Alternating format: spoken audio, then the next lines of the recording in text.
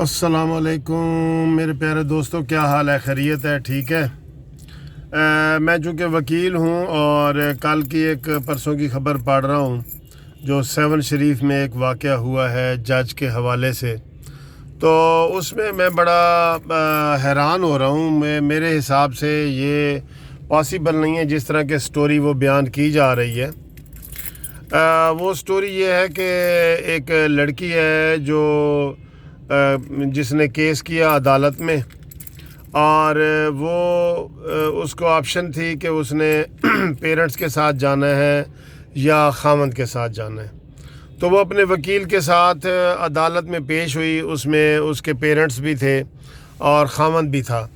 तो आम तौर पे हमारी अदालत में ये होता है कि जब लड़की आती है तो उसका इंडिपेंडेंट बयान रिकॉर्ड करने के लिए अदालत जो है वो कहती है कि जी इसके तमाम रिश्तेदार कमरे अदालत से बाहर निकल जाएं ताकि उसकी इंडिपेंडेंट राय ली जाए। उसके पेरेंट्स को भी निकाल दिया जाता है और उसके जो है वो खामंद हो तो खामंद को भी निकाल दिया जाता है, या जो भी दोनों पार्टियों को निकाल दिया जाता है कि भी इसकी इंडिपेंडेंट राय पूछी जाए।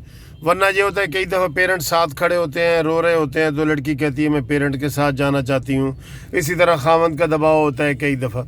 तो उस दबाव को निकालने के लिए अदालत हर ऐसे केस में जो भी लड़की का केस आता है जिसमें ऑप्शन होती है कि लड़की माँ बाप के साथ जाना चाहती है या खामंद के साथ जाना चाहती है या जिससे वो शादी करना चाहती है उसके साथ जाना चाहती है, तो एडल्ट लड़की जो होती है ना 18 साल की, उससे पूछना ज़रूरी होता है। वो जिधर कहे अदालत उधर उसको जाने देगी, क्योंकि ये हमारे आइन में, कानून में ये आज़ादी दी गई है एक आकिल बालिग शख्स को।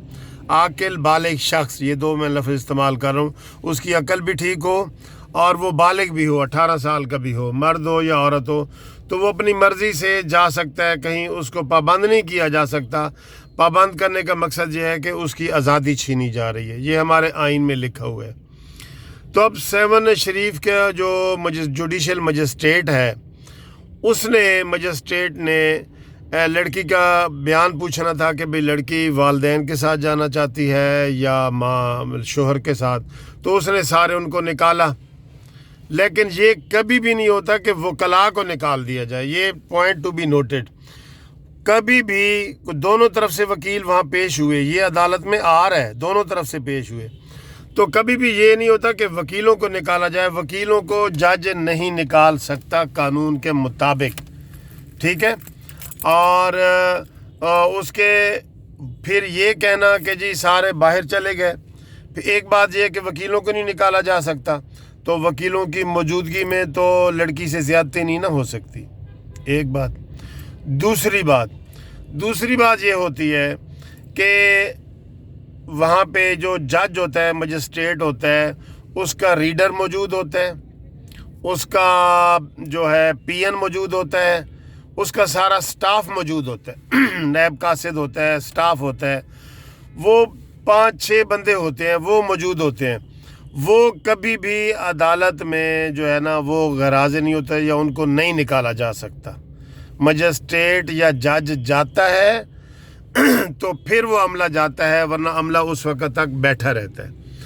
तो मुझे ये बताएं कि वकला की मौजूदगी में और ये स्टाफ की, जज साहब के स्टाफ की मौजूदगी में कैसे रेप हो सकता है, ज़ना कैसे हो सकता है कि उसका जी बयान किया जा रहा है कि जज ने कहा है कि अगर खामंद के पास जाना है तो फिर यही रास्ता है और इस रास्ते से होके जाना पड़ेगा, और उसने उसके साथ ज़्यादती की है। मैं ये नहीं मान सकता, ये कोई प्लानिंग है, कोई झूठ है बिल्कुल। मैं इस चीज़ को कभी भी सपोर्ट नहीं कर सकता, क्योंकि इतने बड़े अमले में के होते हुए और अदालत के अंदर ये वाक़या बयान कर रहे हैं, अदालत के अंदर, तो अदालत के अंदर और भी कितने लोग होते हैं। इसलिए जो है ना ये चीज़ हज़म नहीं हो रही, और ये बयान नहीं है, ये पूरी को सोची समझी साजिश है जो उस जज के ख़िलाफ़ की गई है। इम्तियाज़ भुट्टो जज साहब का नाम है, और उसको जो है वो अब मुअत्तल किया जा चुका है, इंक्वायरी हो चुकी है। تو میں نے آپ کو یہ بتایا ہے کہ عدالت کے باہر تو یہ چیزیں ہو سکتی ہیں، لیکن عدالت کے اندر وکلاء کی موجودگی میں، جج کے سٹاف کی موجودگی میں یہ اوفینس، یہ ریپ والا کیس نہیں ہو سکتا۔